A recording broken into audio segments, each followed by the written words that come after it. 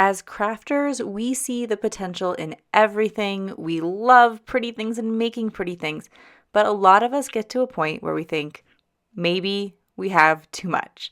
So today I want to share 7 signs that you might need to declutter in your craft space. Hi, I'm Jess from JessCrafts.com, and I'm here to help you get the most of your crafty supplies and time. So today I'm going to talk about 7 signs you need to declutter and 5 suggestions about what you could do to help that process. And I'm actually just going to put this over some coloring because I just want to kind of share these signs with you, and rather than like trying to show you little clips here and there of every idea, I just think we can do a coloring chat because that connects us as paper crafters. So some signs you might need to declutter. Number 1, you can't find things. It happens to all of us. You know you have that stamp set, you know you have that pink ribbon, and there's just too many things you can't put your hand on. Maybe you just need to clean up. And you can try. Like if cleaning up solves your problem, you don't need to declutter. That's the sign that you don't need to declutter. But when you've done all that and you still can't find things, that's probably your sign that we need less things. Or you've run out of space. Number 2, you cannot put any more ribbon in the drawer that you have assigned or the basket you've assigned to ribbon. Maybe you need to get a bigger basket because maybe you have room and you love ribbon and you use it all the time. Or maybe you need to accept that you found that like really cool St. Patrick's Day ribbon and you don't make St. Patrick's Day cards and it's been there for 10 years and it needs to go. Number 3, it takes a long time to get started. This one's a little bit like more on the serious side, but if you don't have good feelings when you think about going into your craft room, if you feel like a sense of dread or overwhelm or something like that, because you don't know like how to get started, where to find your stuff, then that's not where we want to be. Another kind of silly one, number 4, you buy duplicates. So I think probably every crafter has done it once where you bought like the same color of something because you forgot you had it or you just didn't know. But if you kind of consistently find yourself not being able to remember what you own, okay, maybe you need a list because you're just a super, super forgetful person or something like that. But also maybe you just don't need as many things because if you can't keep track of them, it's just probably a point where you can't even then you don't know what your options are when it comes time to craft anyway. Number 5, again, kind of a silly one because it happens to all of us, but there's no space to work. We have all crafted ourselves into a corner till we got to the point that there is barely enough space for a little card on our desk or one scrapbook page or whatever, craft you have. And you just need to clear things away. But if once you've still put everything away where you know how, or you keep winding up in this situation, then you probably need to implement some new systems. Number 6, your piles are falling over. So if we all make piles, I make piles, I'm like, oh, that's for this project. Here's all my new stuff. I want to get to that. I have an idea, etc. But then when the piles get so big, we're just knocking them down, or there's no more room to make another pile, we need to address the piles. And maybe it's that we need to not have the things that are in the piles, or we need to clear away something else in the craft room so that we can put the piles away. Number 7, and this ties into something I'd said before, but you feel overwhelmed, not inspired. Some people like having 100 colors because it inspires them. They see the potential in having that much choice.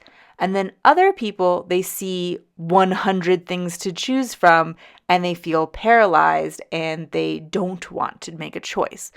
If you fall into that, I feel paralyzed, overwhelmed, then give yourself fewer choices. But if your choices feel like a good amount for you, don't feel guilty about that either. I am not trying to make anyone feel guilty for an amount of supplies that is good for them. If you have any of these negative things going on, here are my ideas for what you can do next that aren't just throw it all away because none of us want to do that. Make a donation box for underused supplies. Find a cool place or a cool person or a cool organization to give your stuff to. Maybe it's an art reuse center. Maybe it's an elementary school. Maybe it's a friend or someone who wants to get into crafting. And then start a box to donate the supplies to them, because you'll feel good knowing that they're going to go somewhere. Or, you know what? Just donate them to a charity where like you would feel good about their mission. Like they raise money for dogs and cats and shelters, and that feels good to you. Number 2, use up your supplies. And this is again, like I don't always want the solution to be like give away your stuff or get rid of your stuff, but using them up. So I make no scrap templates. This is a shameless plug. But I show you ways, if you haven't seen my channel before, that you can use up a whole like piece of paper without making any scraps. You can, sit down with this 12 by 12 piece of paper, make 6 cards. You can use this to bust an entire paper pad. And yeah, it uses the paper, and that's what I focus on, is the paper with no scraps. But then you got to put embellishments on it. You got to get those stamp sets out and stamp some sentiments, die cut some things. And before you know it, you've actually used a whole bunch of stuff and have a pile of cards to go. And then this one's going to be, again, a little bit of a plug, but and only relevant if you see this video when it first comes out. But join the Paper Crafters Get Organized Summit. 27 crafters are going to give you their best ideas.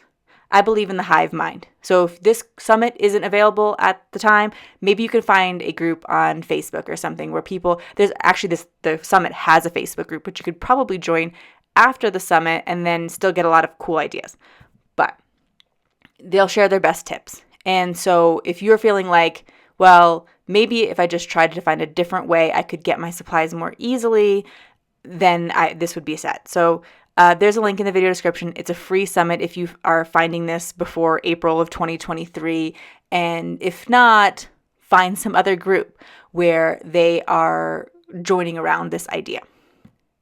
Number 4, donate what you've made. I primarily focus on cards. That's what I do. I'm a card maker. So I have all kinds of resources on jesscrafts.com that show you where you can donate your cards. I give you jokes so you know what to put inside the cards and you don't even have to think of that. And you can get out like a whole flat rate box of cards out of your room, and that would make more room for other stuff. And you'll feel good about it. If you do some other kind of craft, there are places that accept other kinds of crafts for donation, and it's certainly something that I would look into. But if you're going through, and I like to do this, it takes a while to kind of get those cards organized, but a couple times a year, when I'm starting to feel like, ooh, it's getting a little crowded in here, I actually find that even just donating a couple boxes of cards, because those are cards I've made over that time, then it helps my space to feel refreshed. And then this is my least favorite one, but it does help. Start a no-buy, low-spend challenge.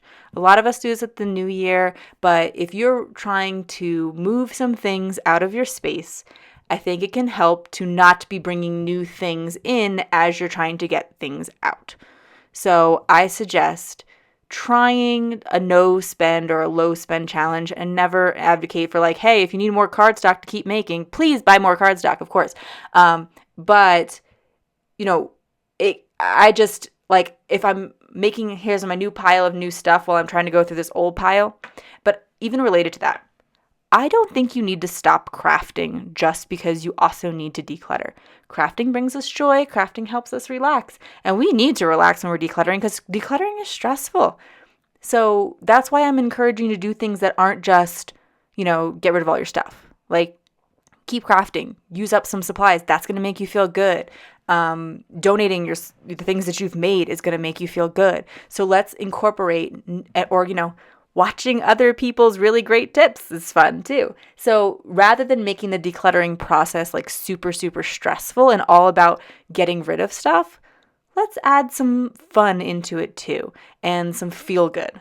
So I hope that you have found this discussion helpful and it has inspired you. If you're feeling some negative feelings, like overwhelm or intimidation, or I don't know, like if you're feeling anything negative when you're in your craft room, let's see if we can address some of those things and get ourselves back into our happy, positive space. I'm going to leave a whole bunch of resources for you in the video description so that you can get started with some of these ideas. And if you like this video, please give it a thumbs up. If you want some crafting tutorials so you can start using up some of those supplies, then subscribe, click the bell below. Thanks for taking this time with me today, and happy crafting. Bye.